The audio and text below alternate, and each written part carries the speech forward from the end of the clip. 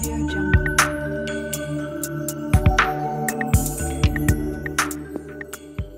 Olá, minhas queridas alunas, meus queridos alunos. Vamos iniciar agora o estudo da coisa julgada. A coisa julgada, a gente sabe que é aquela garantia constitucional de imutabilidade de uma decisão judicial de mérito, né? Apesar da doutrina do processo civil trabalhar com uma chamada coisa julgada formal, a Constituição não faz referência à coisa julgada formal. A coisa julgada prevista na Constituição é a chamada coisa julgada material, porque a Constituição diz o seguinte: a lei não prejudicará o ato jurídico perfeito, o direito adquirido e a coisa julgada. Então, a coisa julgada está no mesmo nível da lei, no mesmo nível do direito adquirido, né? E essa coisa julgada que a Constituição está se referindo é a coisa julgada material, uma coisa julgada que vai proteger uma decisão judicial que transitou em julgado e essa decisão judicial se pronunciou quanto ao mérito, tá? Porque se não tiver havido pronunciamento quanto ao mérito, é óbvio que eu posso continuar postulando perante o Poder Judiciário uma manifestação de mérito. Isso está dentro do princípio da inafastabilidade da prestação jurisdicional. Tranquilo? Então, olha só, vamos olhar aqui para o quadro. O Código define coisa julgada material como sendo a autoridade que torna imutável e indiscutível a decisão de mérito. Coisa julgada material, decisão de mérito, não mais sujeita a recurso. Por que não mais sujeita a recurso? Porque quando eu não tenho mais a possibilidade de recorrer, eu tenho o trânsito em julgado da decisão. Trânsito em julgado da decisão. Para que haja coisa julgada, então é necessário haver trânsito em julgado da decisão. Tendo trânsito em julgado da decisão, e essa decisão tendo sido uma decisão de mérito, então as decisões de mérito no processo civil são aquelas que têm fundamento no artigo 487 do CPC, em qualquer um dos seus 3 incisos, tá? Aí eu vou ter então a proteção da chamada coisa julgada material, ok? Para que eu trabalhe a ideia de violação da coisa julgada, na verdade o código ele coloca o seguinte, ele faz um paralelo entre a litispendência. Então vamos lá, eu tenho uma ação aqui,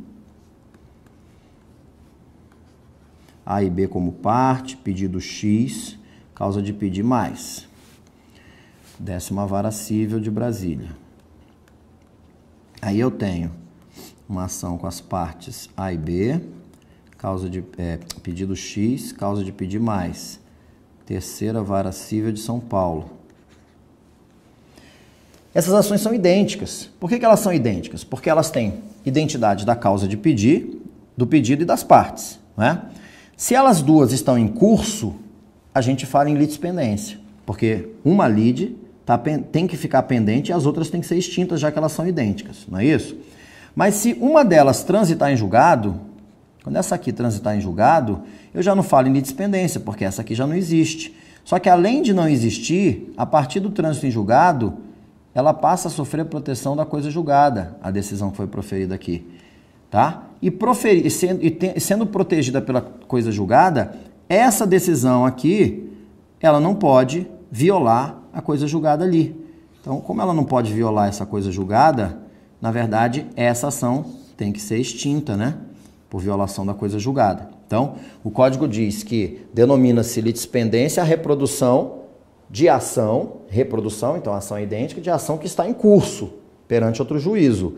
Denomina-se coisa julgada a reprodução de ação cuja decisão já tenha transitado em julgado, cuja decisão de mérito não seja mais sujeita a recurso, tá?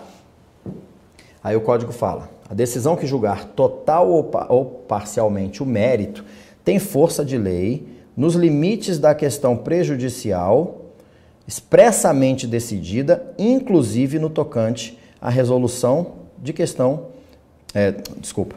nos limites da questão principal e não prejudicial, expressamente decidida, inclusive no tocante à resolução de questão prejudicial, tá? Então, olha só, essa matéria é nova no código. Essa matéria é nova no código. No código anterior, a gente tinha o seguinte: O artigo, salvo engano, 369, deixa eu ver se é isso mesmo, 269, 300 e... Era 269, acho que 269, ele falava... Não, 269 eram as hipóteses de sentença definitiva. A coisa julgada vai estar no 469. O 469 falava assim: não se sujeita, não faz coisa julgada. Não faz coisa julgada. Aí você tinha 3 incisos. 1, 2, 3. Aí o código dizia, não faz coisa julgada, a solução da questão, não faz coisa julgada, a verdade dos fatos estabelecida na sentença, como a verdade dos fatos estabelecida na sentença, os motivos ainda aqui determinantes. Então, era o correspondente a esse dispositivo aqui, ó, que agora só tem 2 hipóteses, tá? Não fazem coisa julgada. Os motivos, ainda que importantes para determinar o alcance da parte dispositiva da sentença, e a verdade dos fatos estabelecidas como fundamento na sentença. Então, o que é que faz coisa julgada? Faz coisa julgada, ou a coisa julgada atinge o quê? Em regra, a parte dispositiva da sentença. Na verdade, não seria nem faz, está protegida pela coisa julgada o dispositivo da sentença, tá? Já que a sentença tem relatório, fundamentação e dispositivo. O relatório não tem como você fazer coisa julgada. A fundamentação vai abranger a verdade dos fatos, o juiz considerou fatos verdadeiros para julgar o pedido procedente, né? E os motivos da sua decisão. Então, sobrou o quê dos elementos essenciais da sentença se eu só tenho relatório, fundamentação e dispositivo? O dispositivo, né? Que ele vai reconhecer o direito do autor. Então, esse dispositivo estava lá no 469, mas ele tinha uma terceira hipótese. Essas 2 aqui eram iguais. A terceira hipótese falava da solução da questão prejudicial resolvida incidentemente no curso do processo, tá? Então, questão prejudicial resolvida no curso do processo. Não sofre coisa julgada. Por quê? Aí, vamos lá. Eu dei um exemplo, já usei esse exemplo em 2 aulas diferentes, mas esse exemplo é muito bom, que foi uma questão que caiu num concurso do Ministério Público do Estado do Rio de Janeiro, agora, 2016, prova aplicada pela Fundação Getúlio Vargas, que falava o seguinte: um servidor público do Estado morreu, ele contribuía para o Instituto de Previdência do Estado, que era uma autarquia, e a companheira dele deu entrada num pedido de concessão dos benefícios, né? O que acontece? O Instituto nega, dizendo que não há nenhum registro de que ela seja ou tenha sido, né, companheira daquele servidor.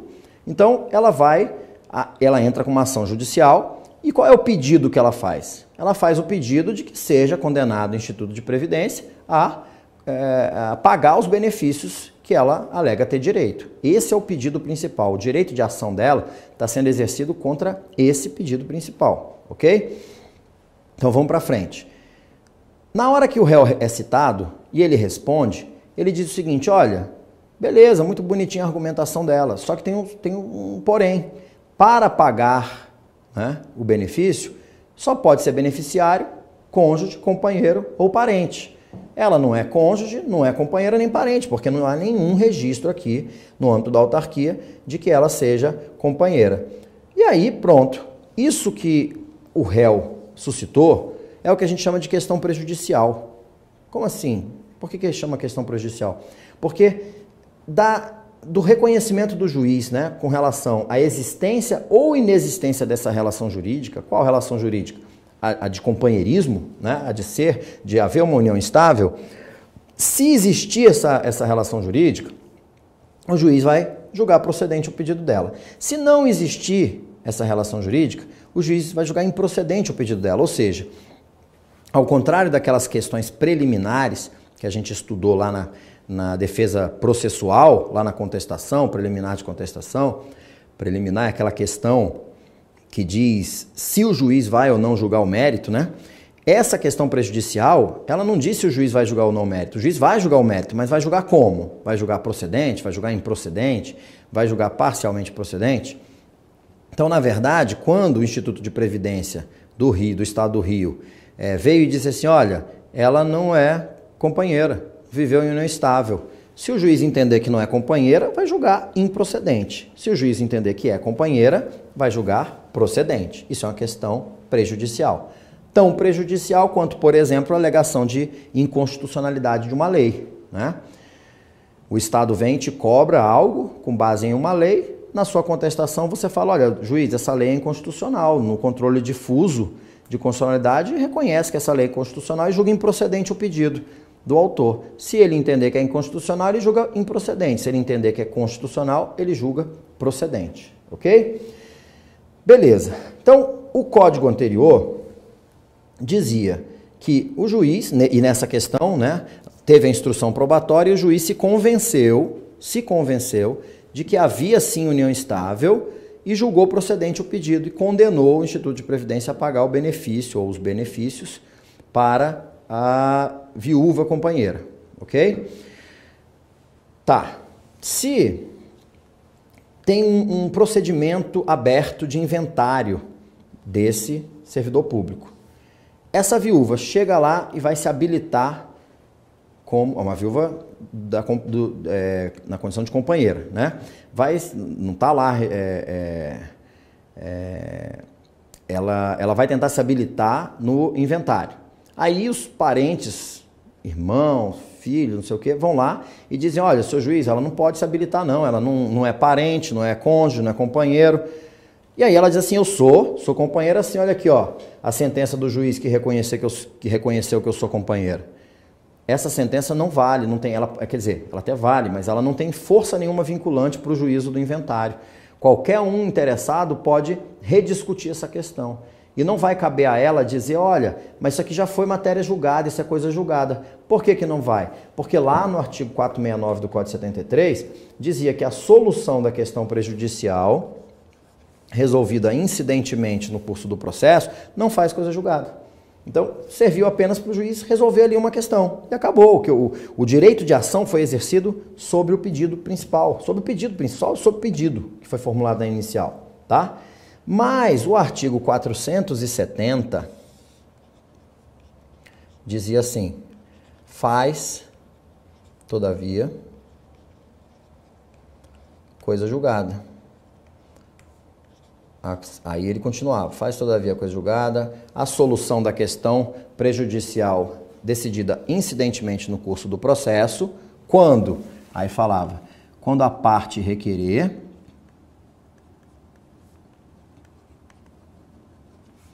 se o juiz tiver competência para decidir como questão principal, essa questão prejudicial, e se a solução dessa questão dela depender o julgamento do mérito, né? Se da solução depender o julgamento do mérito. Claro que depende, porque senão seria uma questão prejudicial. Da solução depender o julgamento do mérito, tá? Se a parte requerer. Esse requerer, então, funcionava assim. Sou Instituto de Previdência. Olha, seu juiz, muito legal a petição inicial, mas ela não é companheira. Em vida, esse servidor teve a oportunidade de declarar aqui se era casado, se vivia em união estável, e ele não declarou ninguém. Aí é um fato novo, um fato em tese impeditivo do direito do autor, né? Então o juiz vai mandar ouvir essa pessoa em réplica. Na réplica, ela vai chegar e vai dizer assim, olha, eu sou sim, então aqui estão os documentos, eu quero produzir prova, eu quero ouvir testemunha para confirmar isso daqui, tá? E eu quero mais, seu juiz, já que a gente vai ter que parar para produzir prova com relação a isso, a questão prejudicial, eu já quero que pegue essa questão e decida ela de uma vez por todas. Eu quero que a coisa julgada incida sobre essa resposta. Então, quero que o senhor declare por sentença, e aí, ou o correto seria, apesar do código falar declare por sentença, seria declare na sentença essa situação, essa questão de eu ser, sim, de eu ter vivido em união estável com o servidor que faleceu. Então, a partir do momento que ela requereu, ela está exercendo o direito de ação. Sem ela requerer, ela não exerceu o direito de ação com relação a isso, né? Isso é apenas uma questão prejudicial. O direito de ação ela exerceu com relação aos benefícios, tá? Então, esse ato de requerer era o ato de exercer o direito de ação. Se era uma ação que era exercida no curso do processo, era uma ação incidental, que incidia no curso do processo.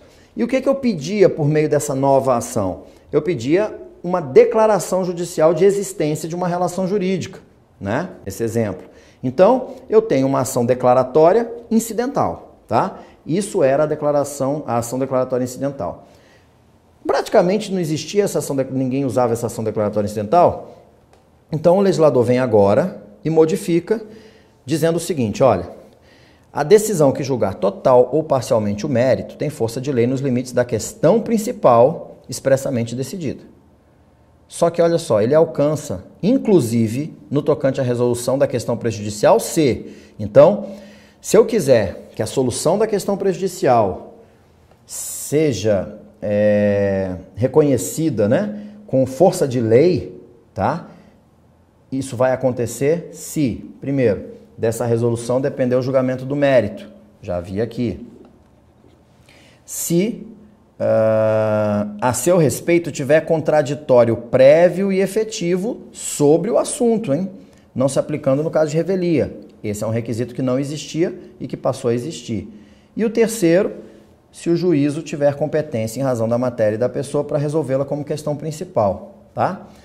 Então, o que aconteceu? Foi trocado o requisito do requerimento expresso, então não há necessidade mais da parte requerer, basta que o juiz tenha competência, o juiz estabeleça um contraditório. Olha só, a ré suscitou aqui uma questão prejudicial. Eu quero decidir isso aqui já na sentença, com força de sentença. Eu quero que isso seja decidido de uma vez por todas. Eu tenho competência para decidir como questão principal, tá? É uma questão prejudicial, então digam as partes a respeito da questão prejudicial. Pronto, estabeleceu o contraditório efetivo, as partes vão e se pronunciam. Quando ele sentenciar, ele vai dizer que reconhece que eles viveram em união estável e que julga procedente o pedido de pagamento dos benefícios, tá? Se ele fez isso na sentença, quando essa sentença transitar em julgado, vai fazer coisa julgada material e lá naquela ação de inventário, a ré pode chegar agora com essa sentença e dizer assim, ó, não cabe rediscutir, isso aqui já foi discutido como questão principal, não apenas como questão prejudicial, em uma sentença de mérito já transitada em julgado. Então eu tenho a coisa julgada em meu favor, tranquilo? Só que, inclusive nesse exemplo da questão, não haveria essa possibilidade. Por quê? Porque apesar de ser uma questão prejudicial, apesar de ter havido contraditório prévio e efetivo, porque a questão dizia que durante a instrução a questão foi bem debatida, né, e o juiz se convenceu na produção das provas que ela realmente tinha vivido em união estável, por ser uma autarquia, esse processo era conduzido numa vara de fazenda pública. E o juiz da vara de fazenda pública, muito embora possa resolver questões prejudiciais, ele não tem competência para resolver questões relacionadas ao direito de família, né? Então ele não poderia, ele não tinha competência absoluta para proferir uma sentença constitutiva de reconhecimento de união estável, ok?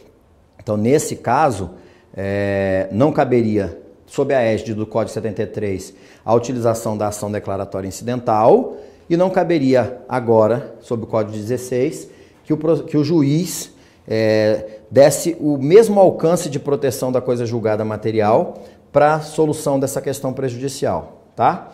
Mas a gente tem aqui o quê? A possibilidade da questão prejudicial ser resolvida com a mesma força de questão principal, desde que seja prejudicial, tenha contraditório prévio efetivo e o juiz tenha competência, ok? Então, era assim que a gente poderia estender a proteção da coisa julgada à solução da prejudicial e agora era por meio da ação declaratória incidental e agora é dessa forma que eu acabei de colocar para vocês. Seguindo em frente, a incidência na solução da questão prejudicial não se aplica se no processo houver restrições probatórias ou limitações à cognição que impeçam o aprofundamento da análise da questão prejudicial, tá? a incidência da coisa julgada na solução da questão prejudicial. Então, se eu tenho restrições probatórias, olha, é muito difícil avançar, né, com convicção, com certeza, no reconhecimento dessa questão. Então, eu não vou poder, é como se fosse um requisito negativo, né? Nessa hipótese, o juiz não tem como estender essa proteção da coisa julgada, tá? Temos agora, então, uma hipótese a menos. Então, não fazem coisa julgada os motivos, porque senão, uma interpretação que o juiz faz de uma norma, ele ficaria preso em qualquer processo, ele teria que fazer a mesma interpretação. A verdade dos fatos da mesma forma, né? Ali é uma verdade que ele alcançou, a testemunha lembra, acha que foi por aqui e tal, aí o juiz, me parece que essa testemunha tem razão. Mas quem garante que isso é realmente verdadeiro? Muitas vezes não vai ter como saber. Então, o juiz também não pode, porque um juiz considerou um fato verdadeiro, isso se torna uma verdade absoluta para qualquer outro processo, tá? Então, isso não se sujeita à coisa julgada. Tem também uma disposição aqui que é interessante, que é a seguinte: nenhum juiz decidirá novamente as questões já decididas relativas à mesma lide. Então, em tese, a gente está pensando aqui, olha, me parece que aqui são situações em que eu posso passar por cima da coisa julgada, né? Eu tenho um salvo, a coisa julgada impede o juiz de decidir, a coisa julgada impede o juiz de decidir novamente a mesma lide, né? Nenhum juiz decidirá novamente as questões já decididas na mesma lide. Salvo. Então, se eu tenho aqui esse salvo, parece que eu estou falando de situações em que eu posso passar por cima da coisa julgada, ou às vezes que nem tem coisa julgada. Mas um exame melhor da situação, a gente tem que pensar o seguinte, ó: se, tratando-se de relação jurídica de trato continuado, sobreveio modificação no estado de fato ou de direito, caso em que poderá a parte pedir a revisão do que foi estatuído na sentença. Velho exemplo da relação jurídica de trato continuado da paternidade. O que eu tenho aqui na paternidade? O pai ganha R$1.000. Filho pede pensão, o juiz arbitra em R$300. O pai é demitido e está ganhando só R$400. Ele pode entrar com uma revisão de alimentos, né? Pedindo para baixar esse valor. Ou ele passa de 1.000 para 10.000. O filho pode entrar com a revisão de alimentos, pedido para aumentar. Eu tenho aqui o quê? Uma relativização da coisa julgada? Não, claro que não. Por quê? Porque para ter coisa julgada, eu tenho que reproduzir uma ação anteriormente ajuizada, que tem as mesmas partes, a mesma causa de pedir e o pedido, não é? E uma delas já transitou em julgado. Mas o que acontece se eu estou pedindo Y, porque teve por exemplo, o pai começou a ganhar menos porque foi demitido e arrumou um outro emprego, ou arrumou um outro emprego e começou a ganhar mais? Mudou minha causa de pedir e mudou meu pedido. Se mudou minha causa de pedir, só mudar minha causa de pedir já não seria mais violação da coisa julgada, tá? Já é o quê? Uma nova ação, uma ação totalmente diferente, ok? Então, o juiz pode decidir nessas situações e o juiz também pode decidir nos demais casos prescritos em lei. A sentença faz coisa julgada às partes entre as quais ela é dada, a sentença, não prejudicando terceiros que não participaram do processo. Aquele terceiro juridicamente interessado, aquele terceiro que ingressa no processo por meio das intervenções de terceiro, esse terceiro, via de regra, vai sim sofrer as consequências da coisa julgada.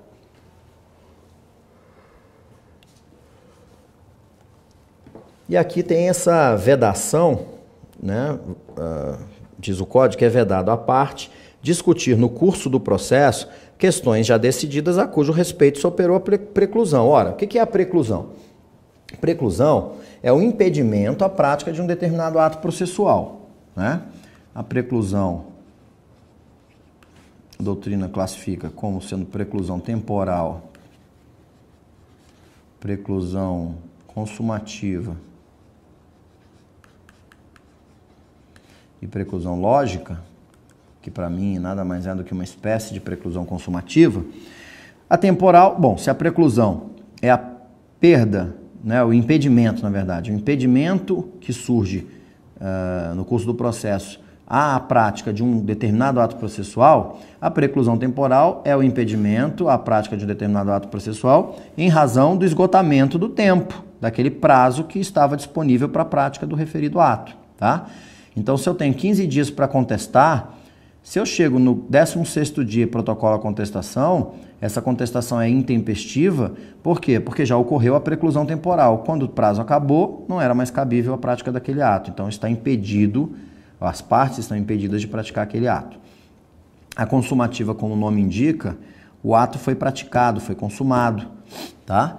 Então, se ele foi consumado, eu não posso nem praticar ele de novo, nem emendar, complementá-lo, salvo se a lei assim permitir, como acontece com a emenda da inicial, tá? E por fim, a lógica, que é para mim uma espécie de preclusão consumativa, só que ela tem uma peculiaridade. Qual? Na preclusão lógica, você pratica um ato e, em razão da prática de um ato, você inviabiliza a prática de um outro ato, porque esses dois atos são incompatíveis logicamente, eles não poderiam ser praticados em conjunto. Como, por exemplo, eu protocolo no prazo de recurso uma petição de renúncia ao direito de recorrer, no segundo dia do prazo, e no terceiro dia eu coloco uma petição recorrendo. Se eu já renunciei ao direito de recorrer, isso é incompatível, logicamente, com o ato de recorrer, tá? Seria uma preclusão lógica que está dentro da ideia de que o ato foi praticado e consumado. Beleza? Então, para finalizar, o Código diz aqui que, transitada em julgado a decisão de mérito, considerar-se-ão deduzidas e repelidas todas as alegações e as defesas que a parte poderia opor, tanto ao acolhimento quanto à rejeição do pedido. Ou seja, o pedido não vai ser apreciado, o juiz não já permitiu a produção de provas e as alegações na fase postulatória. Então, tudo que você poderia deduzir ou repelir, né, com relação àquele pedido, uma vez que a decisão foi proferida e transitou em julgado, acabou, não posso mais. Tranquilo? Então é isso aí, de coisa julgada, a gente já abordou aí a questão mais importante. Lá no material escrito a gente faz aí alguns outros comentários, beleza? Então, encerramos por aqui, nos encontramos em outra oportunidade. Até lá! Audio Jungle.